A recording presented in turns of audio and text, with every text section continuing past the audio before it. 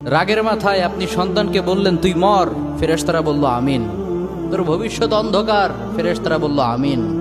রেগে মেগে আপনি আপনার মেয়েকে বললেন জীবনেও তোর কপালে স্বামীর ভাত জুটবে না, ফেরেশতারা আবারও বলল আমিন। আচ্ছা, আপনি না সেই ব্যক্তি যে তার নিজের জীবনের চাইতেও সন্তানকে বেশি ভালোবাসেন? আপনি না সেই ব্যক্তি যে তার সন্তানের জন্য হাসতে হাসতে নিজের জীবনটাও দিয়ে দিতে পারেন? আপনি না সেই ব্যক্তি যে আল্লাহর কাছে নিজের চাইতেও সন্তানের জন্য বেশি দোয়া করে? তাহলে কি করে নিজের হাতে নিজের সন্তানের এত বড় ক্ষতি করতে পারলেন? Doesn't make any sense.